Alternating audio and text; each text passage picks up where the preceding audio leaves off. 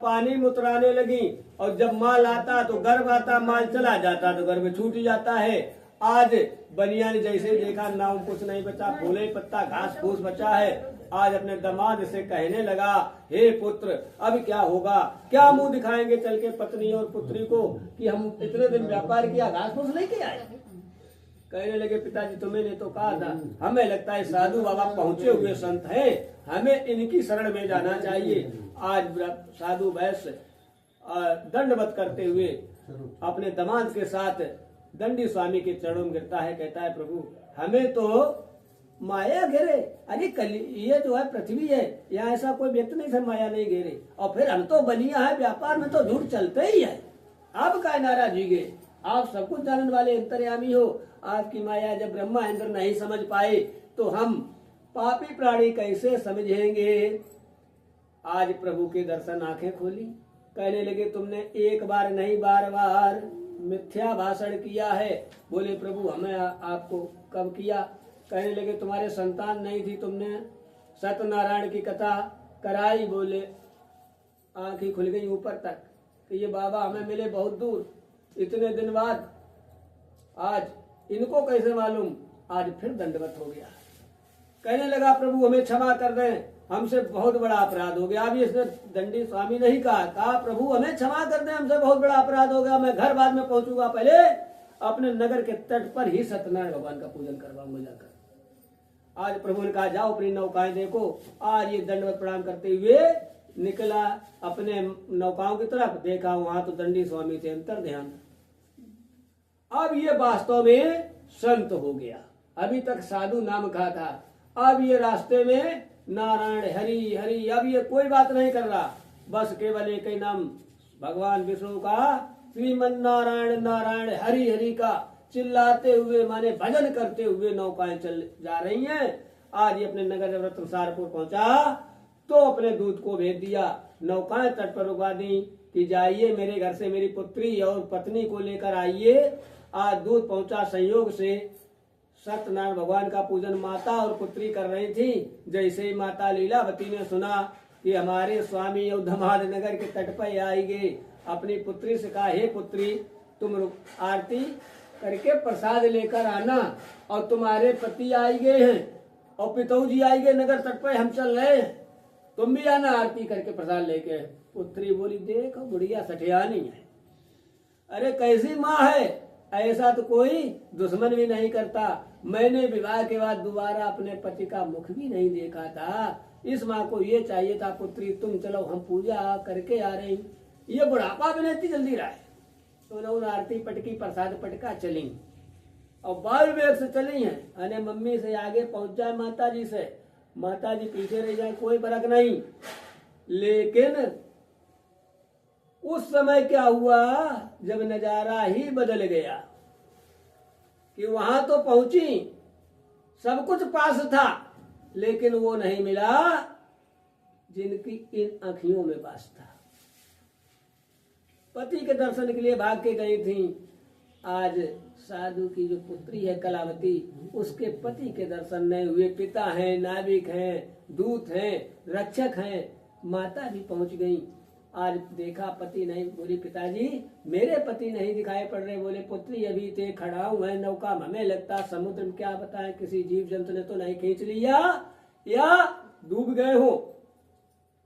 कहने लगी तो चिता तैयार करवा दो कि काहे पिता, अगर पिताजी उस स्त्री का संसार में रहना व्यर्थ है जो पतिव्रता धर्म पालन करती हो और बिना पति के वो जीवन जिए, मैं बिना पति के जीवन नहीं जीना चाहता हूँ। आज साधु वैश्य रोने लगा, हे पुत्री क्या कह रही हो। बोली जो मैं कह रही हूँ ये अटल प्रतिज्ञा है कि अगर पति के दर्शन नहीं होंगे तो मैं अपने को भी समाप्त कर लूंगी। जैसे ही कहा उसी समय आकाशवाणी हुई, हे साधु तेरी पुत्री ने मेरा घोर अपमान किया है, इसलिए इसका पति है तो इसके सामने लेकिन दिखाई नहीं पड़ रहा, यानी माया रूपी पर्दा पड़ गया है।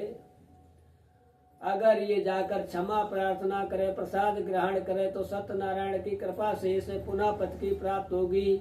आकाशवाणी सुनी और कलावती भाग खड़ी हुई, इतनी तेज भागी कि वायु की यानी हवा के झोंका भी पीछे रह गए।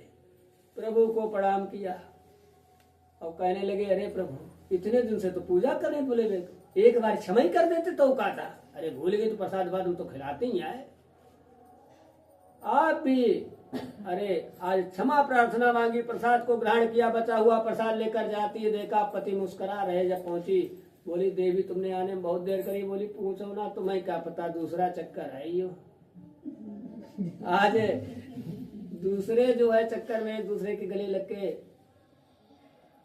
मिलते हैं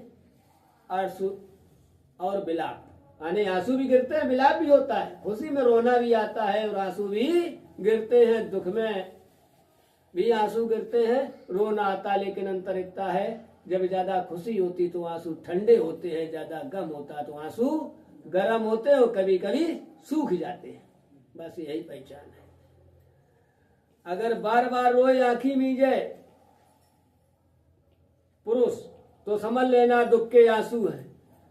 और महिला अगर बार बार रोए और मुंह बंद करे तो समझ लेना ये दुख के आंसू है, दिखावा वाले में नहीं होगा। आज लेकिन खुशी के आंसू थे। आज अपनी प्रतिज्ञा के अनुसार साधु वैश्य ने वहीं सबके साथ मिलकर श्री सत्यनारायण भगवान का पूजन किया। फिर घर में आए, फिर सत्यनारायण भगवान का पूजन किया और प्रभु का दर्शन करते हुए कहा सत्यनारायण कथा में कि हे पुत्र, अब तुम अपना व्यापार का संभालो और हम पत्नी सहित जा रहे हैं प्रभु की शरण में, यानी वन में अब तप करेंगे। जब अंत समय आया, उल्का मुख से प्रभु ने दर्शन दिए और राजा रानी इसका वरदान मांगो। बोले, प्रभु अब का मांगे, मांगे कराए समय तब दियो नहीं। रानी बोली, अब का दिए, जब प्राण निकल रहे हैं, स्वर्ग लोक ले जाने का रथ ले खड़े हो और कह रहे मांगो। अरे पूरे जीवन दोपहर में तब के मर गई, आपका पूजन करके एक संतान नहीं दे पाए। प्रभु बोले, तुम्हें एक क्या हम 100 संतानें देते रानी, लेकिन तुमने मांगा क्या था ये तो ध्यान करो। बोले, क्या मांगे, एक संतान आप जैसी मांगी थी। बोले, इसीलिए तो नहीं मिला, हमारे जैसा न कोई है, तीनों लोक में न कोई होगा, तो कहां से तुम्हें दें। तो बोली, प्रभु फिर तो कोट जन्म तक यह है रगड़ हमारी, पुत्र आप ही जैसा चाहिए, यानी कितने भी जन्म हो जाए पुत्र तो आप ही जैसा।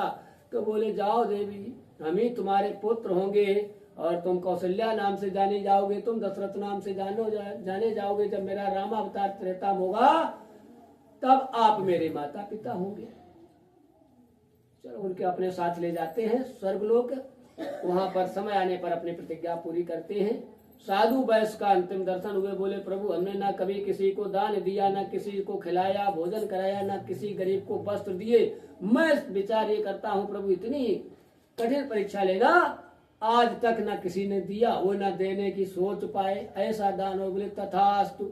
अगले जन्म में यही राजा मोहरत ध्वज होता है। भगवान श्री कृष्ण अर्जुन जाते हैं, जब ये अपने आधे पुत्र की आदि दे दान करता है, इस तरह से उसको भी प्रभु मोक्ष प्रदान करते हैं, गोलोक प्रदान कर देते हैं। इस तरह से श्री सत्यनारायण व्रत कथा का ये 4th अध्याय पूर्ण हुआ। प्रेम दो सत्यनारायण भगवान की।